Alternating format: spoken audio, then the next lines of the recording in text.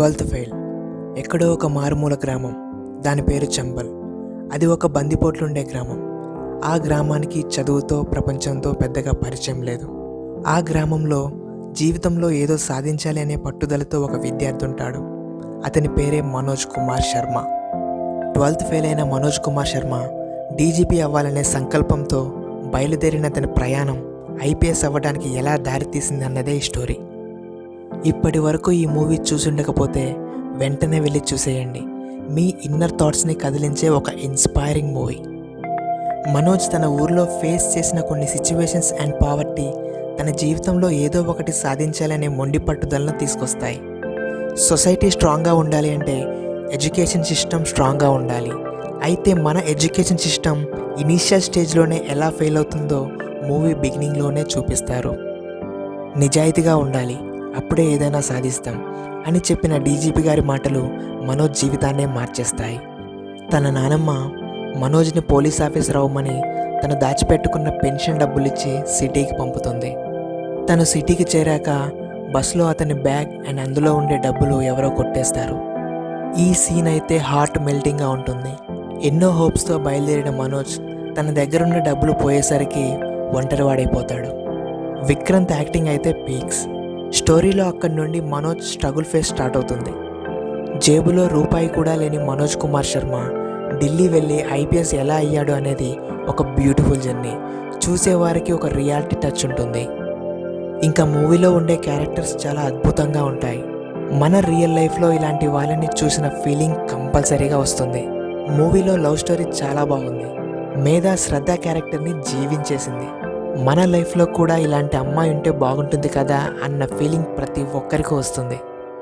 తనకి మనీ ఇబ్బంది ఉండటం వల్ల టాయిలెట్స్ కడుగుతూ లైబ్రరీలో క్లీనర్గా వర్క్ చేస్తూ ప్రిపరేషన్ని కొనసాగిస్తూ ఉండేవాడు. ఒకానొక టైంలో అయితే తన ఫ్యామిలీ సిచ్యువేషన్ బాగలేనప్పుడు రోజుకి 16 గంటలు పిండి మిల్లులో పనిచేస్తూ మిగతా టైం చదువుకుంటూ ఉండేవాడు. మన రియల్ లైఫ్లో కూడా మనీ కోసం చాలా కష్టపడుతూ పార్ట్ టైం జాబ్ చేస్తూ చదువుకునే వాళ్ళు చాలామంది ఉన్నారు. వాళ్ళకి మాత్రం ఈ మూవీ చాలా కనెక్ట్ అవుతుంది. మూవీ స్క్రీన్పై అయితే చాలా రియలిస్టిక్గా డిజైన్ చేశారు. లాస్ట్ 30 మినిట్స్ అయితే మూవీ ఇంకో లెవెల్కి వెళ్ళింది. మీరు కనుక ఈ మూవీ చూసారంటే కన్నీళ్ళు ఆగవు, ఇది రాసి పెట్టుకోండి. 12th fail movie IPS Manoj Kumar Sharma real స్టోరీని బేస్ చేసుకొని తీశారు.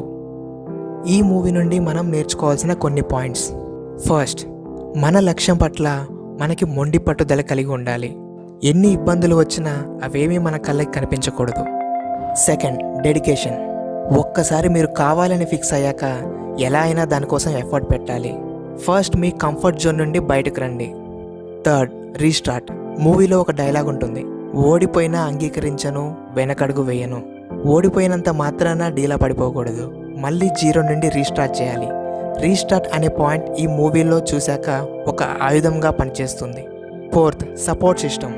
లవ్ కావచ్చు, ఫ్యామిలీ కావచ్చు, ఫ్రెండ్స్ కావచ్చు, మీ లైఫ్లో తప్పకుండా ఒక సపోర్ట్ సిస్టమ్ అనేది ఉండాలి.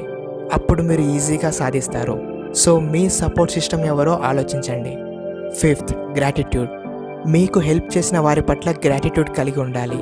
వారి సహాయాన్ని మీరు ఎప్పటికీ మర్చిపోకూడదు. లాస్ట్ బట్ నాట్ లీస్ట్, నా మనసులో ఉండే మాట ఒకటి చెప్తా. మనందరిది ఒకటే జీవితం, ఒక్కసారే బ్రతుకుతాం. ఈ ఉన్న ఒక్క లైఫ్ని బోర్డంలో బ్రతకండి, ఏదో ఒకటి సాధించండి. ఓడిపోయిన ప్రతిసారి రీస్టార్ట్ చేయండి. కాలం గడిచిపోతుంది.